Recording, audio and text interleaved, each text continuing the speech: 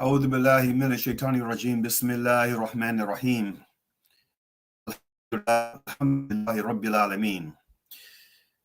Assalamu alaikum wa rahmatullahi wa barakatuh. Greetings of peace to all.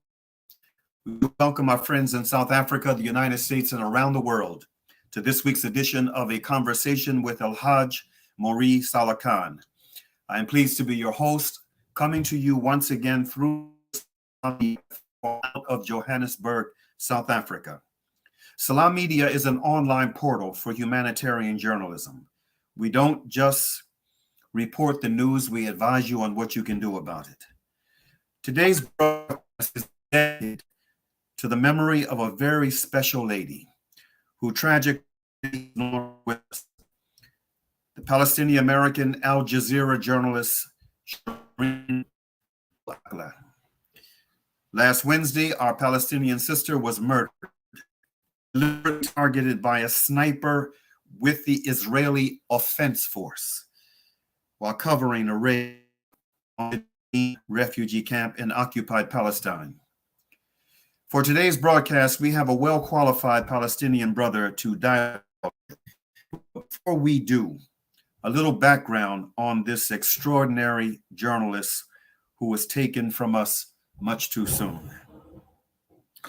Shireen Abu Akleh was a Palestinian-American journalist employed by Al Jazeera for the past 25 years. She had the distinction of being one of the most well-known and respected reporters across the Middle East. Her primary beat was the Israeli-occupied Palestinian territories. Her career included reporting on major Palestinian events as well as politics.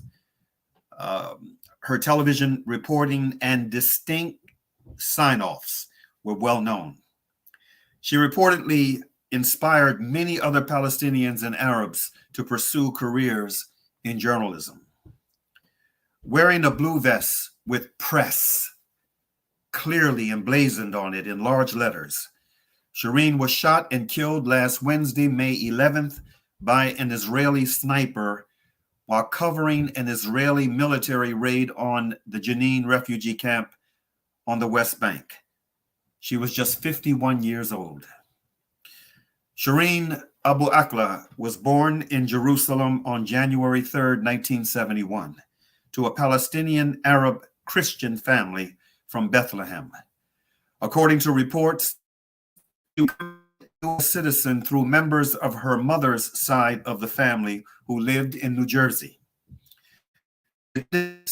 School in Beit Hanina, then matriculated to the Jordan University of Science and Technology Architecture.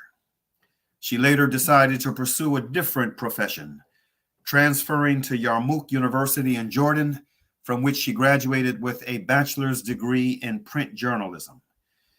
And returned to Palestine. She later said, quote, "I chose journalism to be close to people. It might not be easy to change the reality, but at least I could bring their voice to the world." Yes, who made a determination that she wanted to be the voice of the voiceless among her people. Shireen worked as a journalist for Radio Monte Carlo and Voice of Palestine. She also worked for the United Nations Relief and Works Agency, or UNRWA. She worked for the Amman Satellite Channel and MIFTA. In 1997, she began working as a journalist for Al Jazeera as one of their first field correspondents, becoming well known as a reporter on their Arabic language channel. Shireen reportedly lived and worked in East Jerusalem, reporting on major events related to Palestine, including the Second Intifada and Israeli politics. She would often report on funerals for Palestinians killed by Israeli offense forces. This no doubt made her a target. Her reports on the Battle of Jenin in 2002, on various Israeli operations in the Gaza Strip, and the interviews she conducted with Palestinian political prisoners caused Abu Akla to express concern about being targeted by the Israeli Offense Forces. More accurately, well, they call themselves the Israeli.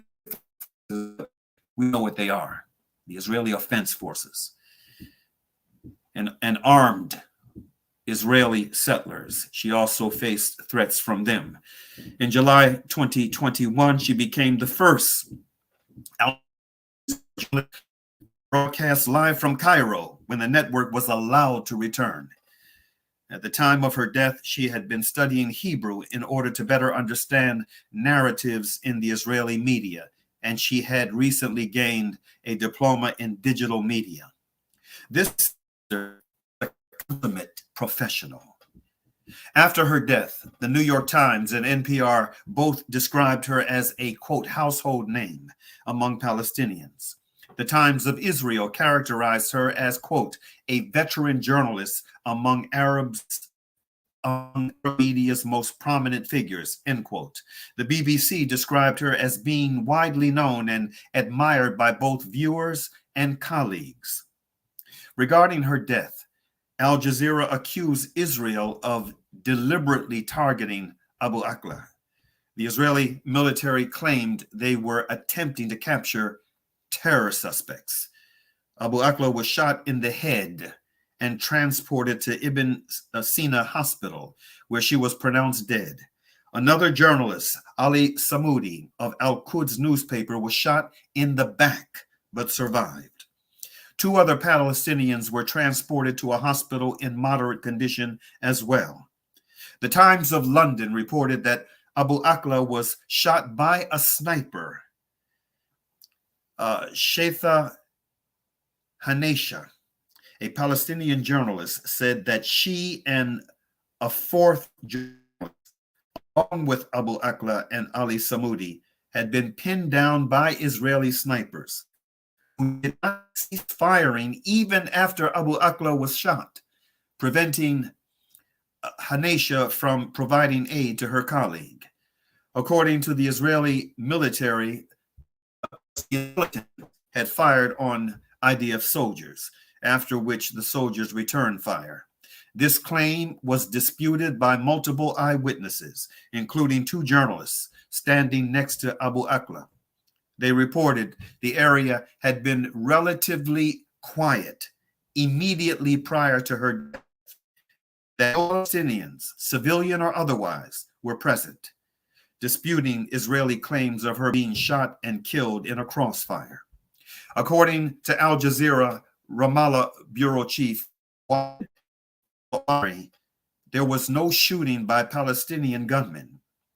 Mustafa Barghouti of the Palestinian National Initiative also stated that there was no exchange of gunfire, quote unquote, at the scene. Al-Omari also stated that Abu Akla had been wearing a helmet, and this is a very important point, had been wearing a helmet in an unprotected area under her ear, suggesting that this demonstrated she was deliberately targeted by a sniper, a sharpshooter. Video of the shooting showed Abu Akla wearing a blue flak jacket that was clearly marked press.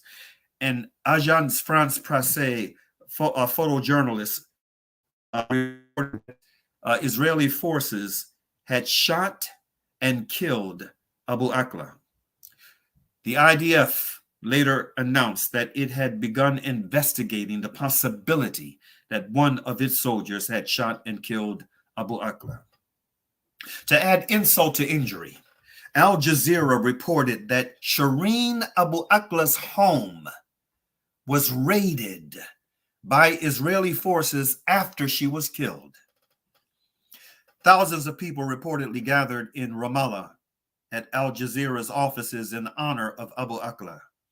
Her body was transported to the network's offices for colleagues, friends, and family to bid her the final farewell. In her hometown of Beit Hanina, Palestinians were injured in confrontations with armed Israeli soldiers who attempted to forbid the public display of the Palestinian flag and deemed offensive to the sensibilities and security of the Zionist state. The Palestinian Authority scheduled a state funeral procession to be held on May 12, 2022 in Ramallah, beginning at the Palestinian presidential headquarters. Abu Akla's body was transported from Jenin through Nablus and Ramallah to her final destination in Jerusalem, where the funeral service was held, followed by her burial. The funeral took place on May 13th in East Jerusalem. Thousands of mourners attended. The procession began at the St. Joseph Hospital in East Jerusalem, but was interrupted when a group of mourners insisted that her body be carried on their shoulders. In response, Israeli police burst through the gates and attacked mourners with batons, stun grenades, some repeatedly hitting and kicking pallbearers, resulting in her coffin nearly falling to the ground. We're going to show you some footage of this before the program ends. The Israeli police accused the mourners of disrupting public order, quote unquote, for insisting on carrying the coffin, publicly displaying the Palestinian flag. Palestine, Palestine. A video showed a police officer telling the crowd that, quote, if you don't stop these chants and nationalistic songs, we will have to disperse you using force and we won't, end quote. After things settled down, onto a hearse and transported to the Cathedral of the Annunciation of the Virgin for the funeral, and from there carried on foot to Mount Zion Cemetery, where Shireen was buried next to her parents. The European Union released a statement saying it was, quote, appalled by the violence in the St. Joseph Hospital compound and at the level of unnecessary force exercised by Israeli police throughout the funeral procession, end quote. Al Jazeera described the killing of Abu Akla as, quote, a horrifying crime that breaches international norms, end quote, and was committed, quote, in cold blood, end quote. The network's managing director, Giles, stated that the network was, quote, shocked and saddened by her death and called for a transparent investigation. Palestinian President Mahmoud Abbas stated that he considered Israeli forces, quote, fully responsible for Abu Akla's death. Hussein al-Sheikh, the Palestinian Civil Affairs Minister, wrote on Twitter that, quote, martyred by the bullets of the Israeli occupation, adding that, quote, the word had been committed once again, and the truth is murdered by the bullets of the occupation, end quote. The head of the Palestinian mission to the United Kingdom, Hussam Zomlat, described Abu Akla as a beloved journalist, and his United States ambassador to Israel, Tom Nides said, quote, I encourage a thorough investigation into the circumstances of her death and the injury of at least one other journalist today in Jenin, end quote. U.S. State Department spokesman Ned Price and U.S. Ambassador to the UN, Linda Thomas Greenfield, both strongly condemned the killing. The former called it an affront to media freedom everywhere and said the perpetrators, quote, must be held accountable, end quote, while the latter called for, quote, a thorough investigation, end quote. It's interesting that the males' critique was much stronger than the females. So much for feminism and female solidarity in such matters.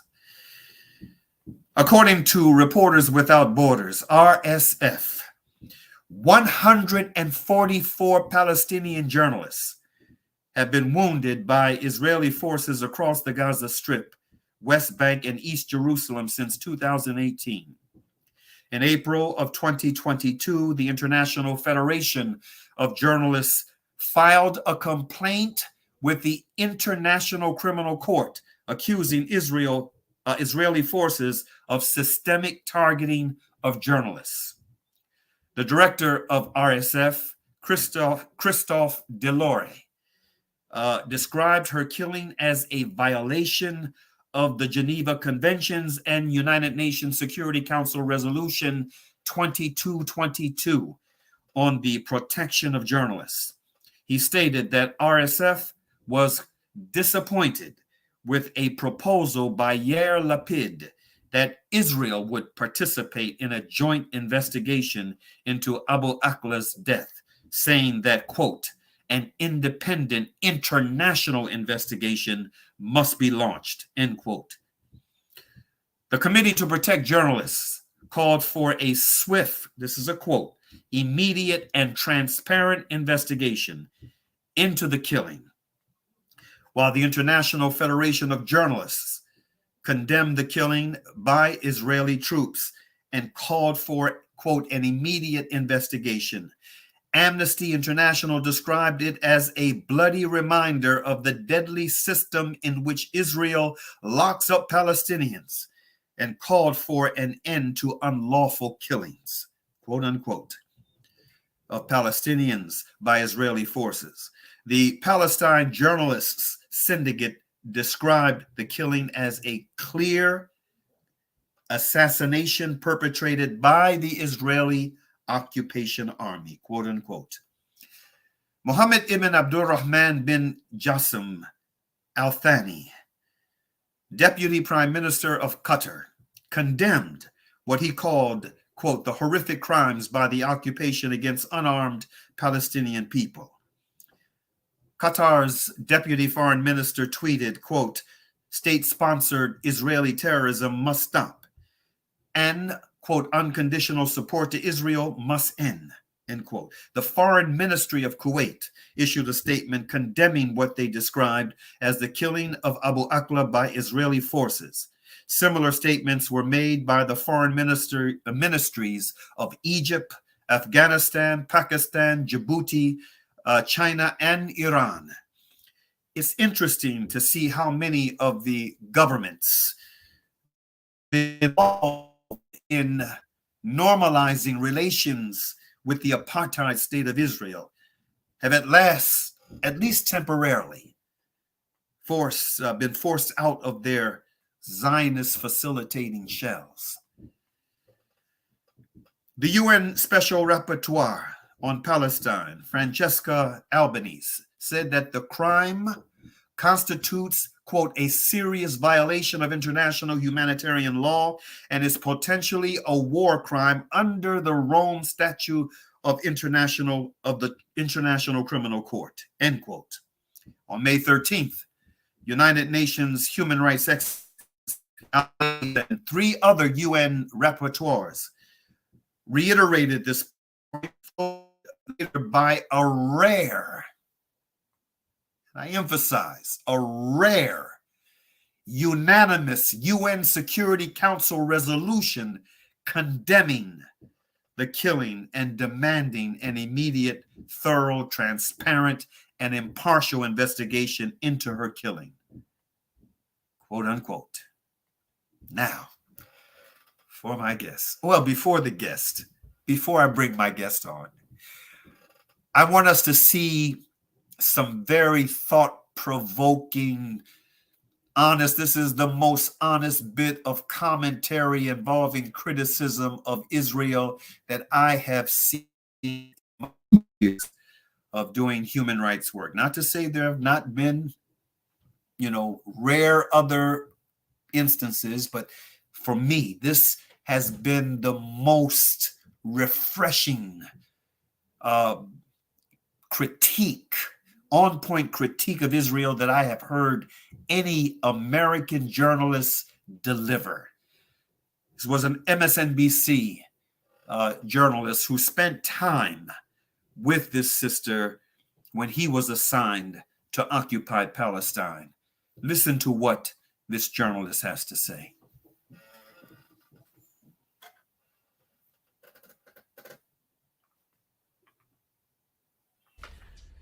This morning, I woke up to the news of the killing of Shireen Abu Akleh. Shireen was a veteran journalist for Al Jazeera. She was a mentor, a colleague, and above all, she was my friend. Shireen was killed while she was doing her job reporting on an Israeli military raid taking place in the occupied West Bank. Her killing sparked outrage and condemnation around the world.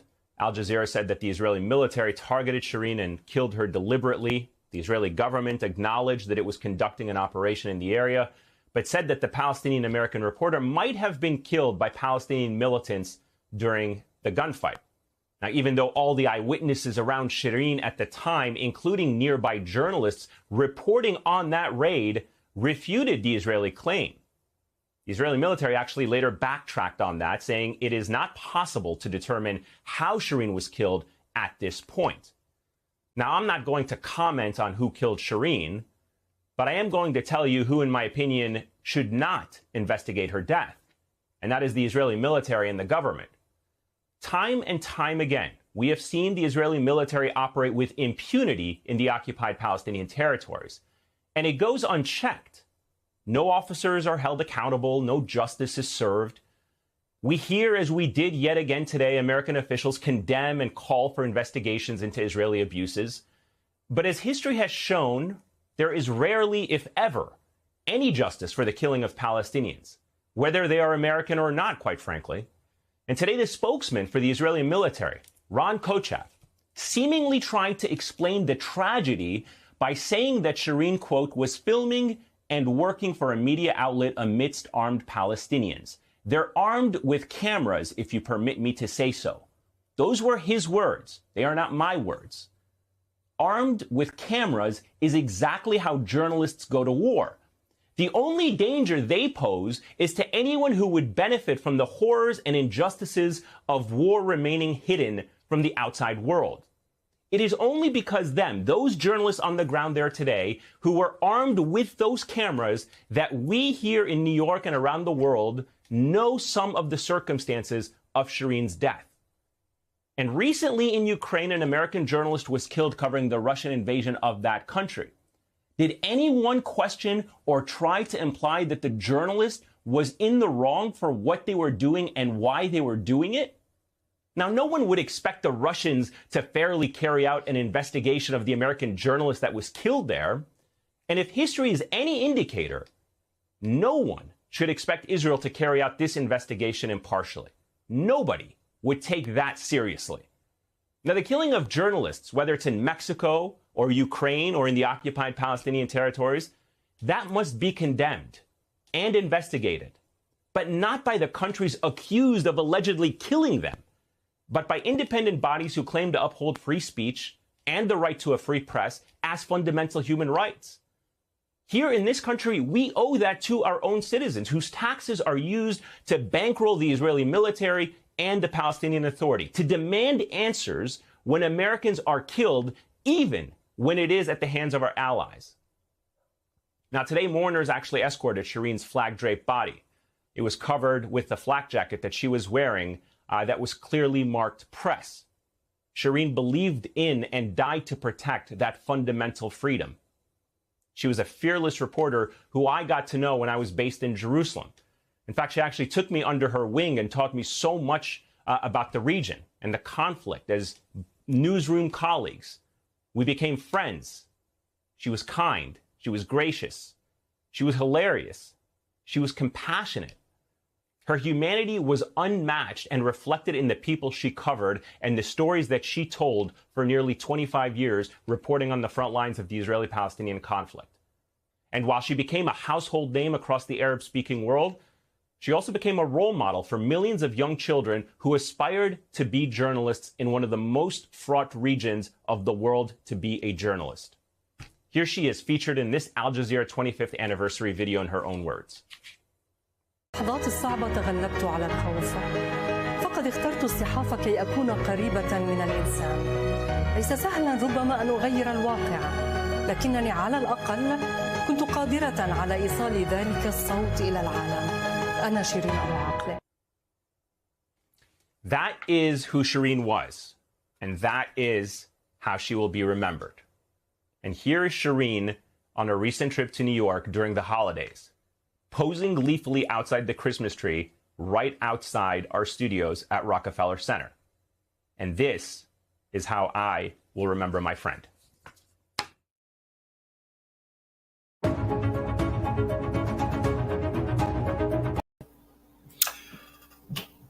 That was a very touching and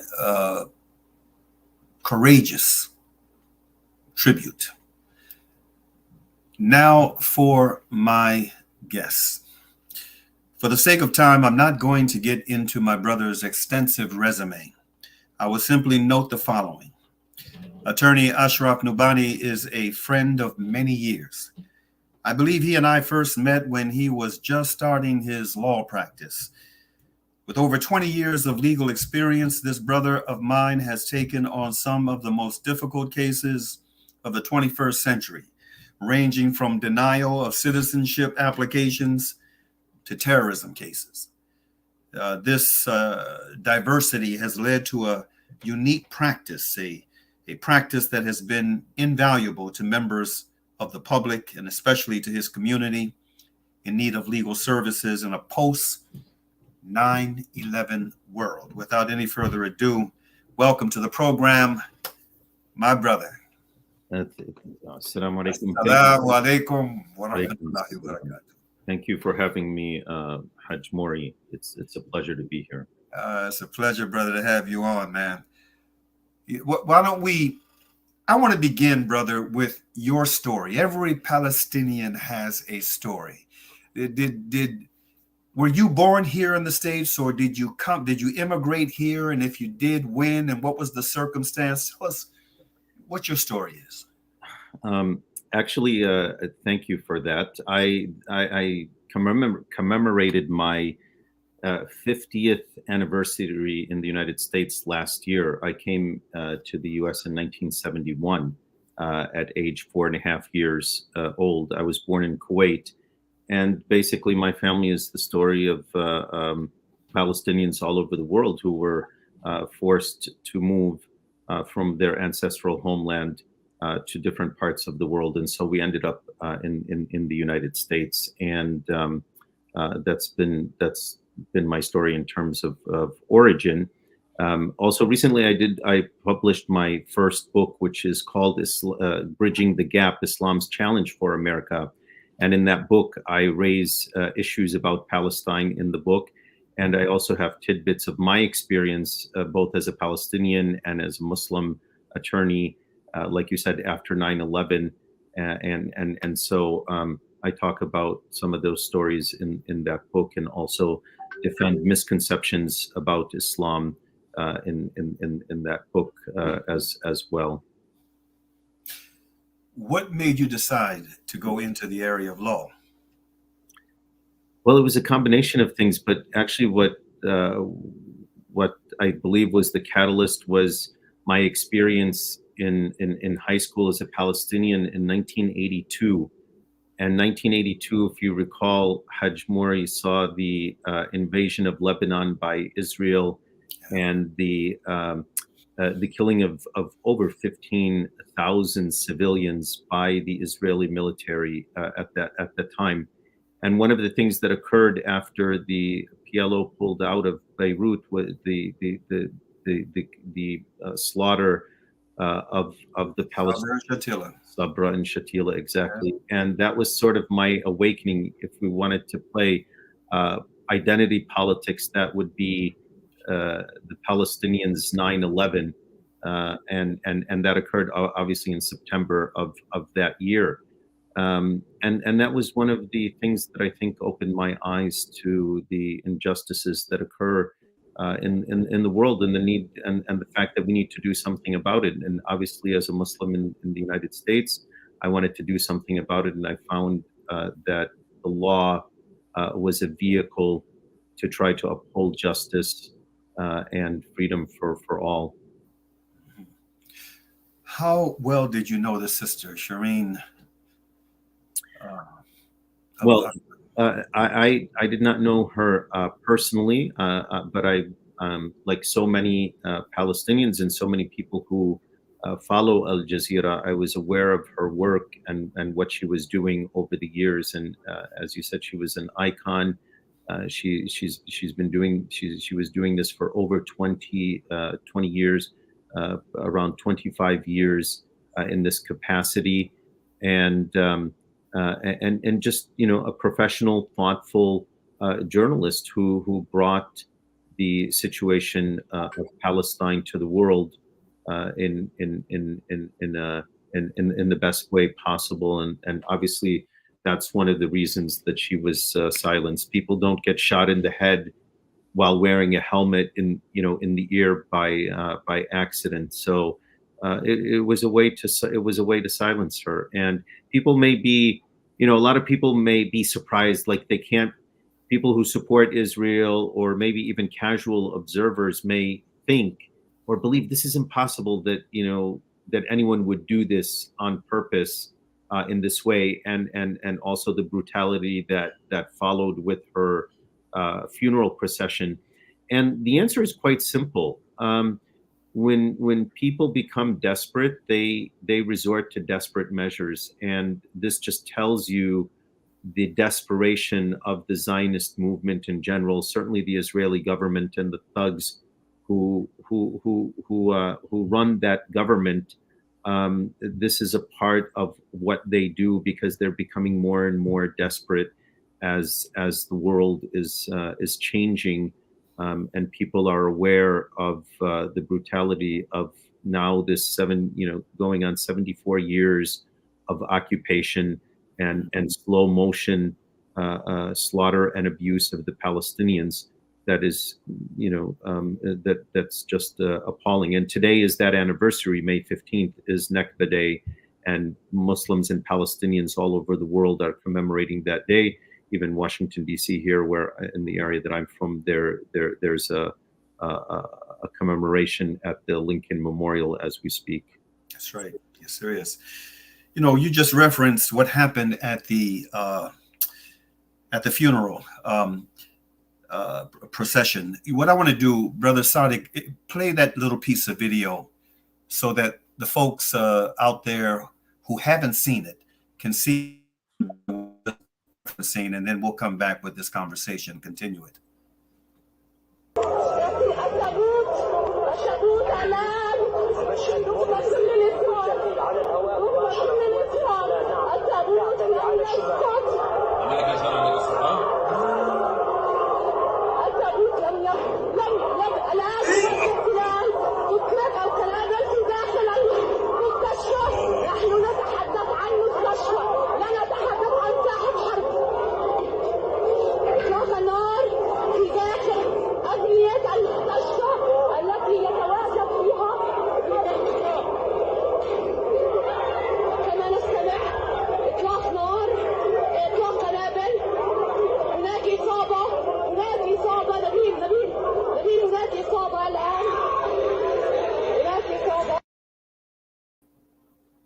Subhanallah, subhanallah, subhanallah, subhanallah. I mean, this is really, really the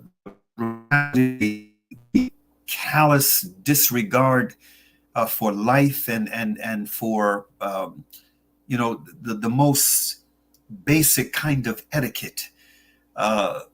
This piece of video, I was really afraid, brother. I was holding my breath when I saw the video for the first time. Mm-hmm. I was holding my breath. Please don't let it hit the ground. Don't let it hit the ground. SubhanAllah. I mean, these soldiers were actually assaulting the men who were carrying the coffin, assaulting them with the intent, no doubt, to force them to drop the casket, to drop the coffin. Right. What was your thought, brother, when you saw that footage and some of the other stuff that went on around the the efforts leading up leading up to the effort to give the sister the burial that she deserved. I mean, there were thousands of folk who wanted to pay their respects for her and to show their sympathy to her family. And subhanallah, what were your thoughts when you saw that? Yeah, this it was so. I think for many it was so bizarre that it led people to have some pretty interesting interpretations. Like one interpretation I saw in Arabic social media is that the person said that this was done, that the assassination was done on purpose, and the attack of the funeral procession was all done on purpose to bring about a sort of one religion, humanity, an Abrahamic faith of religions where Muslims, Christians, and Jews would come together, and this was the impetus. It's the reason I say this is it's so bizarre that people just would not think that human beings would do that just out of sheer animosity or hatred or man's inhumanity to man. They must think there must be something else behind it. And again, I want to emphasize that this is the tactics of a group of people who are desperate and resort to more and more desperate measures in order to continue, in this case, the illegal and inhumane occupation of Palestine for over 74 years. And they tell these soldiers, and this is part of the problem, is that that they portray this as an existential threat issue to the very lives of those people living in Palestine. And as we know, as Muslims, and any casual observer of history knows, that the Jews have lived in Palestine, in the region, for thousands of years. They've been with their Arab cousins, with their Muslim cousins, and they could continue to live there. But if they choose to live at the expense of the population, then obviously this is going to be the result. So there's no doubt that things are heading towards a confrontation. And unfortunately, in their arrogance, they believe that they will ultimately be successful in that confrontation. But that's not how history works. And so, again, with all of their power, when they resort to these inhumane tactics, again, it shows the weakness of both the Zionist argument itself and the reality on the ground of justifying dehumanizing and taking away, attempting to take away the dignity of another people without any clear justification. So it's not surprising. I think that unfortunately we will see more and more of this. And this is not something that's happened in a vacuum. I mean, they've murdered over 50 Palestinian journalists in the last couple of decades. That's a huge amount of journalists. They've also killed medics, like in 2018, Razan Najjar, the volunteer medic in Gaza that was assassinated by a sniper. She was rendering assistance to, again, people who were peacefully demonstrating on their side of the border, and even if it wasn't, it was on the Gaza side of the border, and yet they were attacked and killed. So this is part of an ongoing campaign, and this is part of a policy. And the biggest tragedy, Hajj Mauri, is really the United States media and their coverage of this. It's so pathetic, and it's kind of in some ways. And I mean this sincerely. And here's the problem: why as Muslims, and the problem that they will face, but we as Muslims are required to speak for truth and justice, even if it's against ourselves. And the rest of the world has seen what has happened with Shireen Abu Akleh, and yet the American media has whitewashed it and tried to find excuses for Israel. and is equivocating over, and in some headlines, she died or was killed without there being a reason for her killing. And regardless, like Ayman Muhyiddin that you had on said that my issue is not who killed her, because the Israelis killed her even if they didn't kill her. How? Because they shouldn't have been in Jenin to begin with. That's right. So the whole, the whole issue itself is presented in a way in the American media that doesn't let people know what's happening. And so covering up these incidents is such a tragedy, because it will only bring death, destruction, and misery to the very people that they feel that they're helping, which are the Israelis and the Jews. They're susceptible now to untold misery that they will continue to face if they continue in this apartheid state that is dehumanizing and oppressing the people of the land. And unfortunately, this is the result. So I think that we have to continue to tell the truth, and let the chips fall where they may. And whether we're sincere or not, we have to tell the truth. And then if people don't want to accept the truth and they want to live by ignorance, then unfortunately they will pay with their lives by ignorance. It's just a natural sunnah of history of human beings. That's right. You've already kind of weighed into this next question I'm going to present to you. One of our good brothers, Brother Salahuddin Abdul Karim, he sent me a message yesterday. He said, "Dear Brother Mauri, I'm sure you will, but I thought I would mention it as a reminder. Please ask your guest to clearly state what he thinks Muslims, those living in America, and other people of conscience can and must do to bring Zionist savagery in the Holy Land to an end. Particularly, what does he recommend conscientious young adult Muslims to do on a well-focused, consistent, grinded out basis?" It's a very beautiful question. Yeah, that's a very good question. It's a deep question. Requires a lot. Requires a lot of strategizing. But I can say this. It's a combination. It's not one thing, but certainly these are things that some of us who listen can implement. Number one is the continued use of social media to bring to the world what is happening in Palestine. And this is important not because the suffering of Palestinians is any different, or somehow Palestinians are in any way more deserving of the world's attention, but Palestine is a symbolic issue. And therefore, exposing what the Israelis are doing is something that we can all do on an individual level through social media.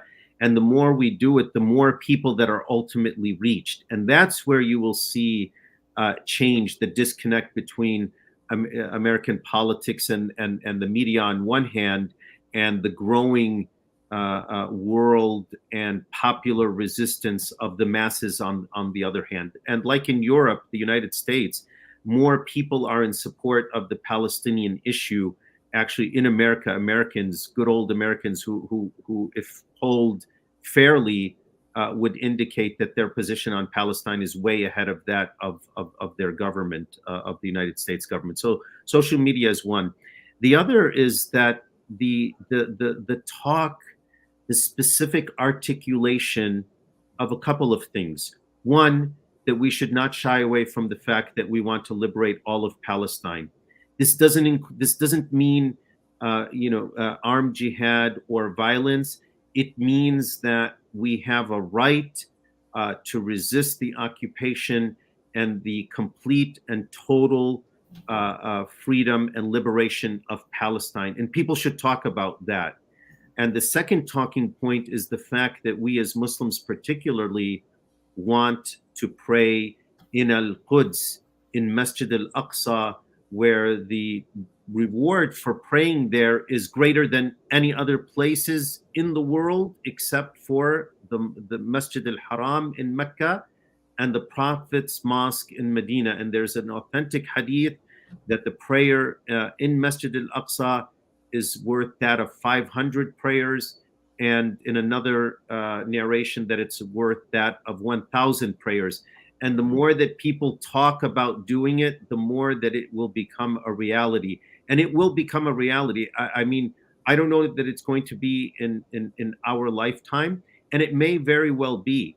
People think that these things take years and generations and so forth, but that's already been happening since the occupation of Palestine. We've gone through generations, and as we've seen the Soviet Union fall in such a short period of time, the same thing could happen to this Zionist entity in our lifetime. And people should know that and believe that, and it will happen, because it's the trajectory of justice, number one, and even an objective observation of the reality on the ground tells you that that would happen, just by these fractious coalition governments in Israel, and the fact that the only thing keeping them in power is billions of dollars from the United States and weapons that they implement against a defenseless population. And while at the same time the world is changing and it's seeing what's happening, and people are seething, and anything in the Middle East could change the reality on the ground, as we've seen with the Arab Spring, and as we've seen with the United States in the Middle East. They can't win a war in Afghanistan. We can't win a war in Iraq, and therefore anything could change. Whereas 15 years ago, everyone knew that the Middle East was stable. If one dictator died, his son would come into power. And now that's all bets are off. Things have changed, and Israel is liable to fall in that conflagration. And also the fact that the United States, being as divided as it has been, more than at any other time in its history, as far as I'm concerned, maybe since the Civil War, certainly. It seems to me even more than the civil rights movement of the 60s, is that the more the United States becomes domestically focused, it will not be able to provide the support and the backing that it has historically for Israel, and that's not going to bode well for the Zionist entity. So I think that, again, the social media. And the fact that we should not shy away from calling for the complete liberation of Palestine, and third, the idea that the Muslims will pray in Al-Quds, that it's a symbolic religious issue. This is not a religious war, by the way. But the Holy Land has religious significance for all three faiths, and there's no doubt that, given the fact that we as Muslims accept Musa والسلام, as our prophet and as a Muslim, and we accept Isa والسلام, as our prophet and a Muslim, that there is no one better able to control and bring peace to the Holy Land than the Muslims. When the Christians and the Jews had sway over those lands, there was oppression, as we saw in the Crusades, and as we see now with the Zionist entity, which is not just targeting Muslims, but as we see, is targeting Christians, their churches, and the Holy Land. And we would have no incentive as Muslims to harm anything that we believe is associated with our beloved Jewish prophets and Isa alayhi salatu wassalam, and the churches that are in Palestine. I in part of your response, you reminded me of our cousins from the Neturei Karta community. These Orthodox Torah-believing Jews who have been stating for years and years and years that when Palestine was under the control of Muslims, Muslims, Christians, and Jews lived side by side in peace, next door to each other, and there was relative peace in the Holy Land. And it wasn't until this foreign imposed cancer was inserted into that part of the world that you began to have all of this this hostility and this perpetual war. I mean, these are Orthodox Hasidic Jews that have been saying this and writing about it and speaking out about it. And and that brings me to another point, brother, as it pertains to our brother Salahuddin's question. One of the other things that needs to happen, Aki, from my perspective, is that in the same way, pressure needs to be brought to bear to the degree that it can on these countries that have been rapidly engaged in normalization projects with the apartheid state of Israel. We here in the United States and in other parts of the West, in the UK and etc., we need to stop, in my humble opinion, put a halt to these normalization efforts in the name of interfaith with, individuals and groups that openly support the apartheid state of Israel, encourage their congregations to support it, encourage their friends to support it, and exert pressure on politicians within the U.S. government at all levels to support apartheid in Israel. We need really to put a halt to the normalization efforts that have been going on in our circles in the name of, interfaith. Yeah, this is. I'm glad that you brought it up. Yeah, this is a big problem. But again, it goes back into the context of the desperation that I mentioned. That we knew for a long time that there were many states, Muslim states, unfortunately, that were colluding with the Zionist entity, but it was sort of hidden. And again, as they become more and more desperate, they need these allies of theirs to come out openly and push this normalization. And so you're seeing that. So what it's doing is Allah is showing the khabith from the tayyib, showing the distinguishing factor between right and wrong. And now things are clear, and no one is there's nowhere to hide. Things are very clear. So it's unfortunate that you have people within the Muslim community here in the United States who push this normalization with Zionist organizations. Their leaders are doing it wittingly, and unfortunately, the congregations, some of them are following unwittingly. But the result is the same. Whether you intend, to harm the cause, or even if you believe that this is the way to go, or you're being duped, the result is the same. The harm that comes to the community is the same. But as these things are happening, so is the tide of justice and pushing back against this normalization that's taking place. Well, my brother, I want to thank you for being on the program today. Inshallah ta'ala, we're going to have you back to discuss your book, inshallah. But for today, I just like I said, I want to thank you for responding to the call on short notice. We wanted to do something very special for our sister who has been martyred, and to show our love, our respect, and our support for her loved ones. And I hope that with our limitations and our human frailties, that we've been able to at least make a good crack at it with today's broadcast.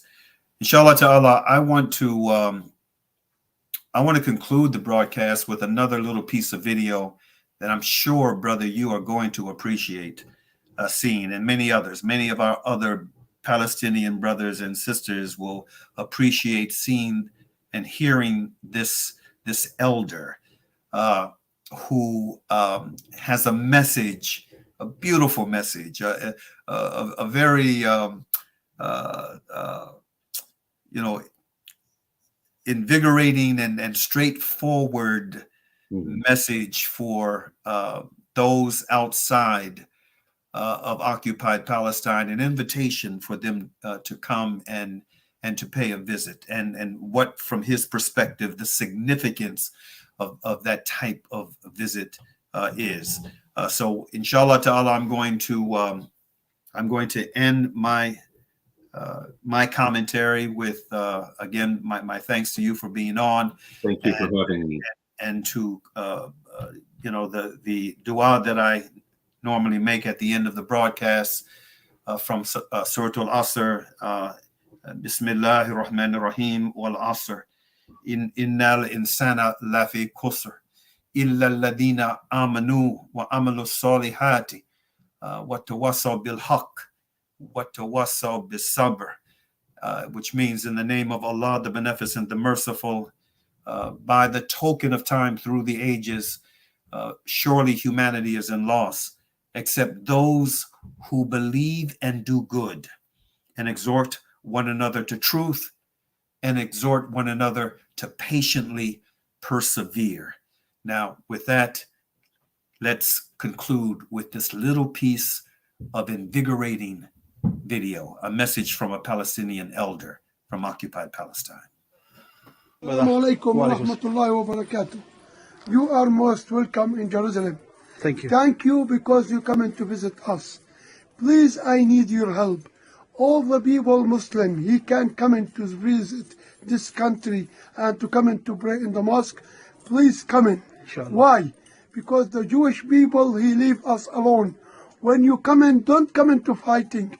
Don't come in with a cans. Come in with a pray. Why? When you come in to pray in Jerusalem, and the Jewish people see you coming here, it means that Jerusalem is not for Jewish. Allah Akbar. This is for us and for children, for the future. When you come in to visit us, is good, but we're more nice good when you buy something from us. I don't need zakah. I need you come to buy from me. I am not poor people, but I want to live here because I have family, I have children, I have eat, I have food, I have blouses, I have a school. When you come in to buy from me, you give us power to leave this country. I never leave this country. I want to live here and die here. Subhanallah, inshallah. When you come in here and to buy, this is jihad. وَذَلِكَ أَضْعَفُ الْإِيمَانِ. Please, all the people and from American, from England, from Canada, Muslim people, come in to visit this country. This is Umrah for Allah. But when you buy something from me, this is for Allah wa Muhammad. This is Nasra Muhammad. Subhanalladhi asra bi'abdihi laylan min al-masjid al-aqsa. من مسجد هذا إلى المسجد الأقصى الذي باركنا حوله. Please come in every day, every years, every week to visit this country, and not you alone, with these children. Why with these children? Because when he's coming, he knows what mean Al-Quds, he knows what mean Al-Quran, he knows what mean Arab, he knows what mean Muslim. I need your power. Inshallah, brother. Not you, not your family, or your public. Muslim public in England, yes, in India, in Afghanistan. He have a passport, English passport. Come in this country. I need your power. Inshallah. وَذَلِكَ أَضْعَفُ الْإِيمَانِ. We don't have power to fighting, but we have power to live here. Yes, yes, yes. Alhamdulillah. Inshallah, يجي خليفة. Inshallah. What's Alhamdulillah, alhamdulillah. Assalamu alaikum wa rahmatullahi wa barakatuh.